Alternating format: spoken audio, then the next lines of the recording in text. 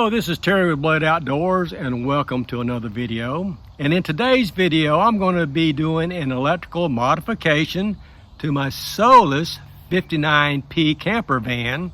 And basically what I'm going to be doing is adding a battery generator, or what a lot of people call a solar generator, to my Solis camper van. So let's go to a simple wiring diagram and I'll show you what I'll be doing. And on this simple diagram, it just shows you the high level connections of all your AC and DC components. And I'll just point out what those components are. Here's my coach batteries, the alternator, the chassis control box that's under the chassis, the master switch as you walk into the cabin itself, the boost power switch that's mounted in the front by the driver if you want to start your engine with these batteries in case your engine battery is out for some reason. It also shows you the solar power system of your solar controller, solar panel, and your extra solar panel connector. And also here is the WEFCO power center that has your AC input and your DC output, either from your battery or your AC to DC converter to all your DC components here. Now, what I'll be doing is adding, this is an automatic transfer switch, but I'm going to add a manual transfer switch that will switch from shore power AC input to my FF power solar generator, which is rated at 2,000 watt hours, or basically 2,000 watts.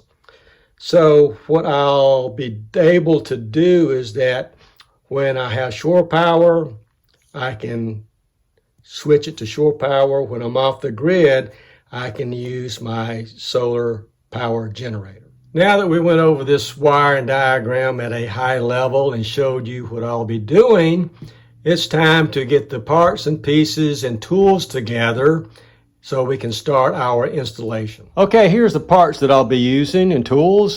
This is the receptacle that I'll be using for my power box.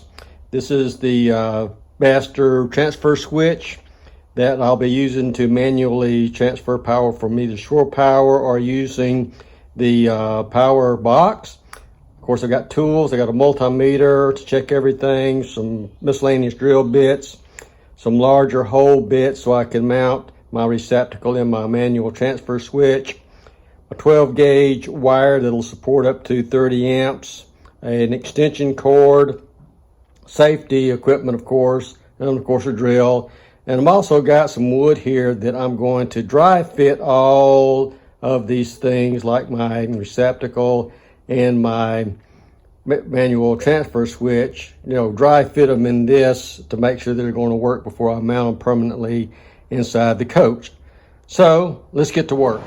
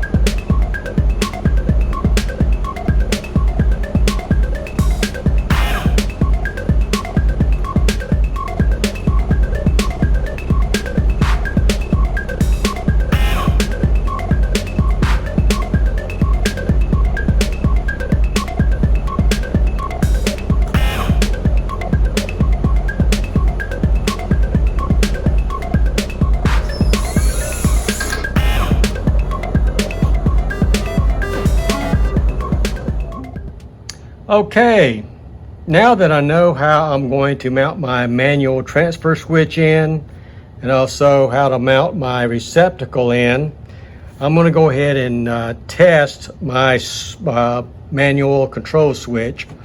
And if you noticed here, I've got one that's going to be my primary selection or shore power that comes from your camping site. 0 is going to be no connection whatsoever, and 2 will take the input of my solar power generator and output it. I'm going to run my hot wire from my shore power into here and screw it in, and I can select it by using number 1. And on this side, I'm going to run in my solar generator hot on this side, and in the output of either one I switch is going to go out here and go to the circuit breaker panel box. So let me get my multimeter and double check to make sure I've got this wired up right, and we'll go from there. My multimeter's set up to check continuity, and it's going to buzz every time I have continuity. So right now, none of these wires should be connected because it's in the 0 position, which it's not. So nothing is connected. I'm going to go select it to 1, which is going to be my primary power. This will be the input. This is going to be the output. So those two should show continuity, which they do. I should read nothing on this wire, which I don't. And I want to verify these 2 wires. I should read nothing. No. When nothing's selected, power will be coming in. It will not touch my secondary, and it will not be going out. And also, my secondary input will not go out if I've got it into the 0 position here. The number 2 position is going to be my backup or my solar power generator. So here, power is going to come in this way, and it's going to go out here to the circuit breaker panel. So let's make sure. I should read continuity, and I do. I should read nothing here whatsoever. I don't. In between these 2, I should read nothing, and I don't. So that's good. Okay, so what I've got to do now is go in the back of the van and go take my circuit breaker panel out and look in the box that houses that and see where I want to locate my transfer switch and see where I want to locate the input receptacle for my solar power generator. So time to go in the van and we'll get those locations. Okay, here's my power distribution unit in the back of my Solis van under the bed. And what I'm going to do is open it up, try to take it out so I can see where I can mount my transfer switch and my receptacle. So let's get that done. Okay, before I fool with anything electrical, I want to make sure I do not have shore power connected, and my battery cutoff switch is off to the coach, so I should be good.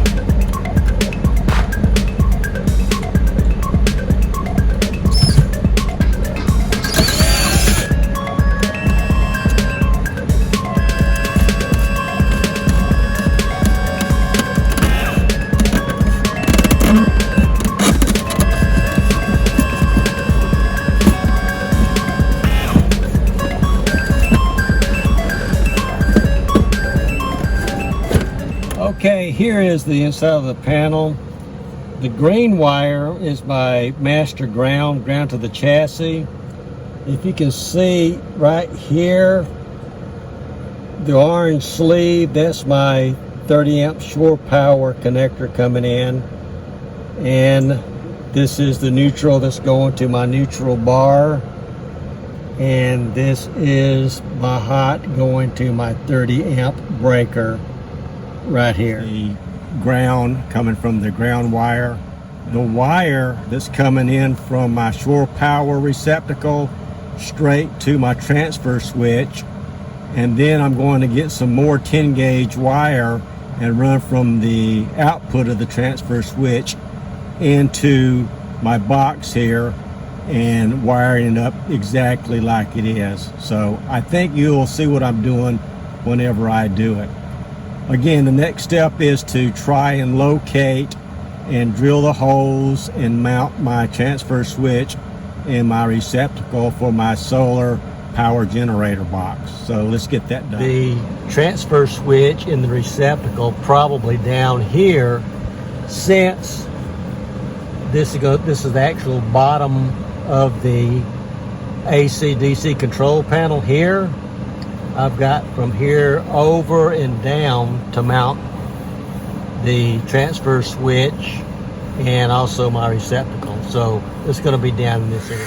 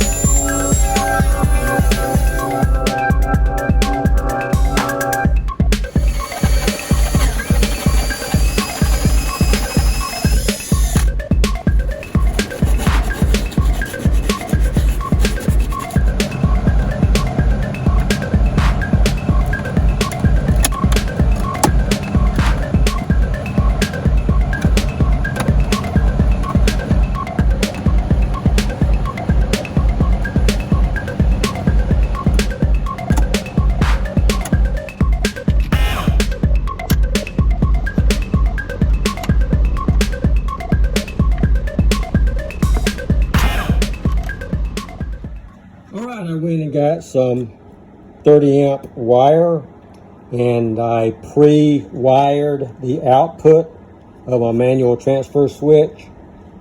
So I've got that done, I've got it tested, I'm ready to dry fit it. Okay, on the top in the number 1 position here, this will be where my existing shore power cable will connect into. And right here is where the input to my solar / power generator box will go into.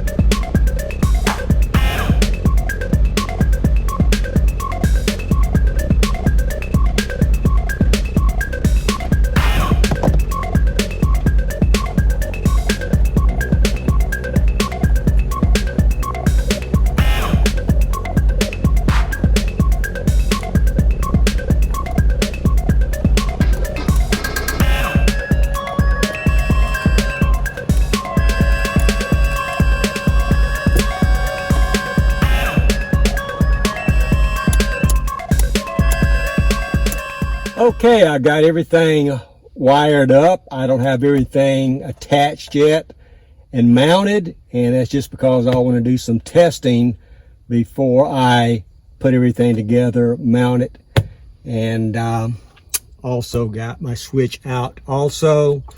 So I've got all my breakers off. You saw me turn those off, and I'm going to apply power, shore power first, and that's going to be in the 1 position, and then I'm going to check to see if I have voltage on my breakers inputs. And then I'm going to do the same thing in my 0 position to make sure I have no voltage here. And then in my 2 position, or my power generator, solar generator, I'm going to connect it up through this and make sure I have AC power on my breakers here also. So let's start testing. Okay, let's do power testing. Right now I've got my selection to 0, which means I do not have either shore power or solar generator power bank input to my AC circuits at all. So the first thing I'm going to do is check my primary power.